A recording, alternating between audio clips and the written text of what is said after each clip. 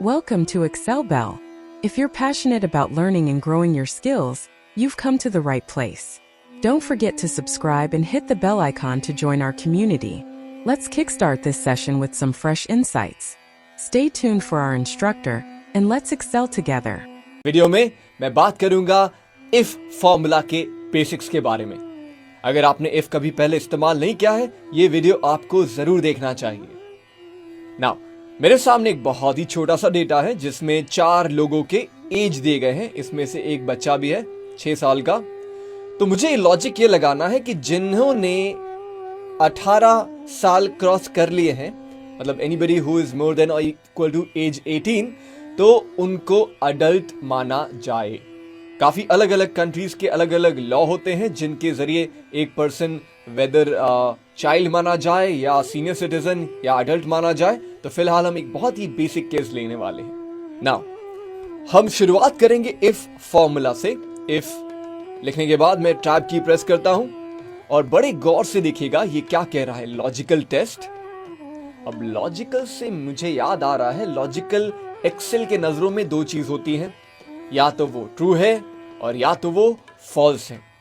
तो जब हम लॉजिकल और टेस्ट शब्दों को जोड़ते हैं तो लॉजिकल टेस्ट का मतलब होता है ट्रू फॉल्स टेस्ट। मतलब ऐसा कोई टेस्ट, ऐसा कोई सवाल पूछे जिसका आंसर या तो हाँ हो या ना हो।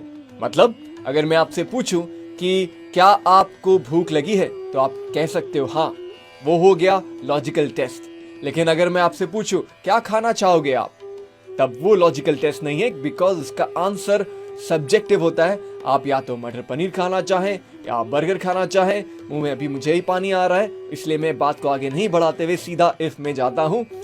और इसके अंदर मैं सबसे पहले ऐसा सवाल पूछता हूं जिसका आंसर लॉजिकल हो, ट्रू या फॉल्स हो। तो दोस्तों सवाल ऐसा कुछ है, इफ उस सेल को चूज करता हूं जिसमें एज है, क्या वो ग्रेटर देन इक्वल टू 18 है। इसका आंसर या तो हां होगा या ना होगा, कॉमा। अगर हां है, मतलब ये जो आंसर अगर बाय चांस ट्रू निकला, तो क्या मैसेज देना चाहेंगे आप लोगों को? आप लोगों को कहना चाहेंगे कि ये बंदा अडल्ट है, राइट, कॉमा। लेकिन अगर यही सवाल उल्टा पड़ गया, फॉल्स बन गया, तो क्या लिखना चाहूंगा? चाइल्ड, डबल कोटेशन क्लोज्ड और ब्रैकेट भी क्लोज, क्योंकि और ना तो सवाल है और ना पैरामीटर। बात यहीं खत्म हो जाती है। एंटर, चाइल्ड, कॉपी पेस्ट नीचे करता हूं, तीनों अडल्ट। हाउ अबाउट इसे मैं 26 बना दूं और इसे 3।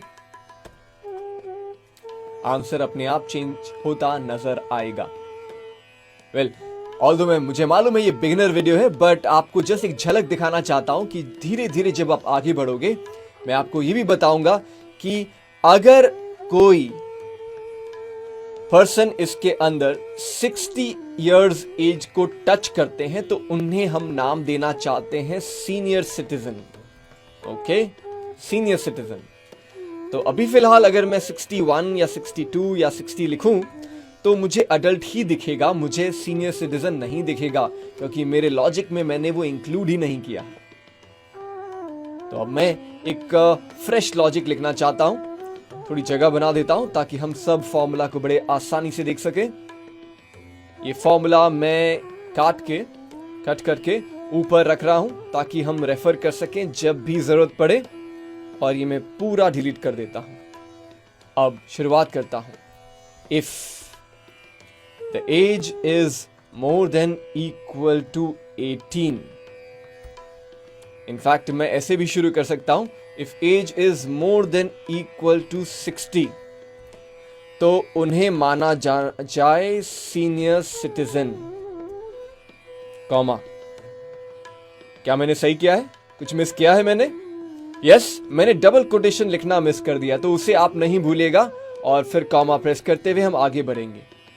बट मन में एक सवाल आया, जो है मोर देन इक्वल टू 60 वो बन गए सीनियर सिटीजन, अच्छी बात है, बट जो नहीं है, क्या मैं उन्हें चाइल्ड कहूं या क्या मैं उन्हें अडल्ट कहूं?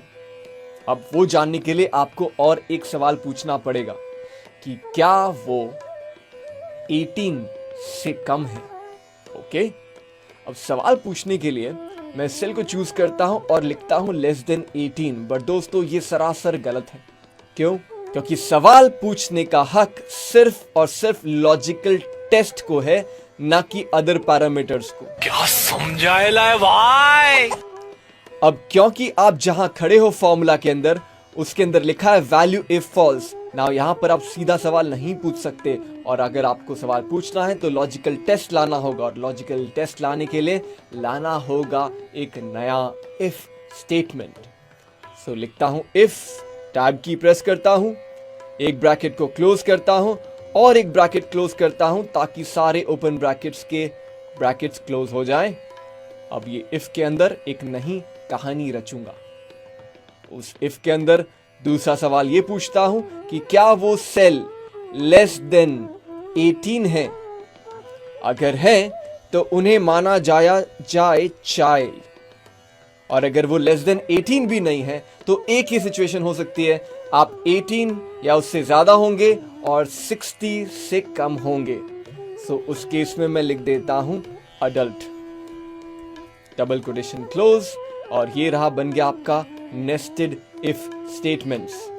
थोड़ा कंफ्यूजिंग लग रहा होगा शुरू में, ऐसा लगता है जब हम कुछ नया और अच्छा सीखने जाते हैं, लेकिन डरिए मत, मैं आपको और कुछ एक्सरसाइजेस दिखाऊंगा जिससे आपका ये कॉन्सेप्ट बहुत ही स्ट्रांग और तगड़ा बनेगा। हम सीखते रहेंगे, सिखाते रहेंगे अपने दोस्तों को, और बनते रहेंगे क्या, एक्सेल सुपरस्टार। सो आइए अगले वीडियो में हम देखते हैं अगला एग्जाम्पल। सो जाते जाते मैं आपको एग्जाम्पल दिखा देता हूं, और ये प्रेस करता हूं drag and drop, double click, और आपको मिल रहा है senior citizen, adult, child and adult.